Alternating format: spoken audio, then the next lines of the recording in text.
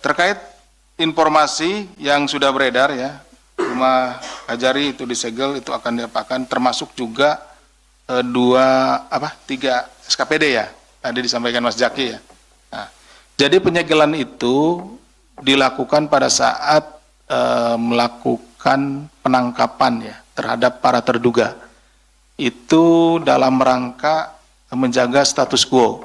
Jadi supaya tidak ada yang berubah, tidak ada yang memindahkan barang atau apapun yang ada di ruangan tersebut, sehingga kita segel lah.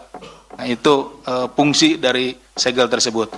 Nah, itu kemudian akan ditindaklanjuti setelah ditetapkan menjadi tersangka. Ya, tentunya ketika hasil dari operasi tersebut ya, penangkapan tersebut, nah nanti kan diperiksa nih orang-orang yang di sini, kemudian nanti dilakukan ekspos. Nah, dalam ekspos tersebut dilihat kecukupan alat buktinya. Bagi para terduga yang memang memenuhi kecukupan alat buktinya ditetapkan oleh ekspos ya, oleh floor di ekspos dan naik ke penyidikan, maka tempat yang tadi disegel tersebut ya, disegel tersebut itu akan dilakukan penggeledahan. Ya, karena kita berhubungan nanti dengan bagaimana mencari bukti-buktinya.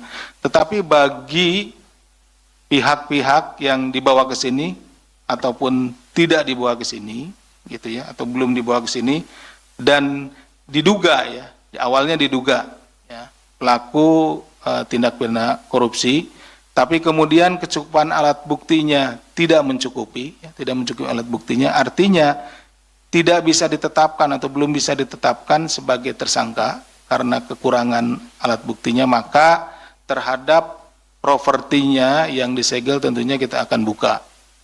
Kenapa? Karena ya tadi tidak cukup buktinya, itu seperti itu, belum dinaikkan sebagai tersangka. Bisa dipahami ya, Mas Ade? Oke, makasih. Cuma satu kan? Enggak, itu kayaknya belum menjawab itu. Yang bukan, itu mempertegas pertanyaan ya. Si Ade Tempo tadi, itu kan disegel. Ya. Alasan menyegel kan tadi dikatakan ya. Terduga. Ya. Dalam KUHP itu kan ada indikasi bahwa ya. Ada petunjuk di sana. Betul. Atau bahasa kasarnya ada jejak-jejak ya. Tersangka di sana. Jejak. Iya. Betul. Nah, kalau kemudian ini kan jadi salah dakdikdo, salah nebak. Masa nggak udah diduga ada petunjuk di sana, ada jejak yang tersangka, kalau dibuka dan tidak ditemukan, ini kan agak dakdikdo gitu loh. Masa prinsip penyidik menjadi tebak menebak kayak kuis, nggak lucu juga. Mempertegas saja bahwa ada nggak nantinya ke depan dalam proses penyidikan kasus ADK bapaknya sama SGR ini ke arah Kajari, karena ngapain juga disegel gitu loh, geledah aja nggak ada gitu. Tapi kan karena ada diduga kuat ada petunjuk di sana atau ada jejak tersangka di sana sehingga disegel. Berarti ada 3 nih yang disegel, 2 tadi SKPD dan 1 rumah ES.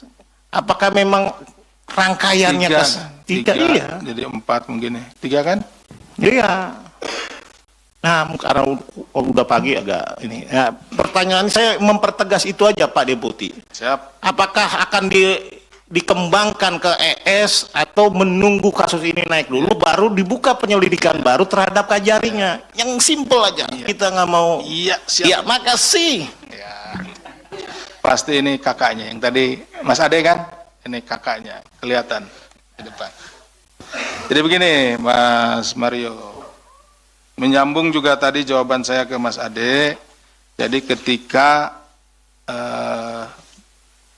para terduga ini kan tadi dicarikan informasinya, kita memeriksa di sini, cari keterangan, cari informasi, cari bukti-bukti, kemudian setelah itu 1 kali 24 jam ya, kita harus menentukan, ya kami harus menentukan sikap apakah yang bersangkutan cukup bukti untuk ditetapkan sebagai tersangka, dari terduga naik nih, atau tidak cukup bukti.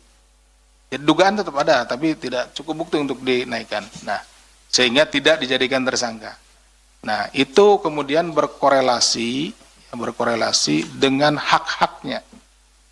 Nah, kalau yang bersangkutan itu ditetapkan sebagai tersangka berdasarkan kecukupan alat bukti, maka ada kewenangan yang diberikan oleh undang-undang kepada penyidik untuk melakukan upaya paksa berikutnya. Apa? Yaitu penggeledahan, penyitaan, dan seterusnya. Panggilan, penahanan, dan seterusnya.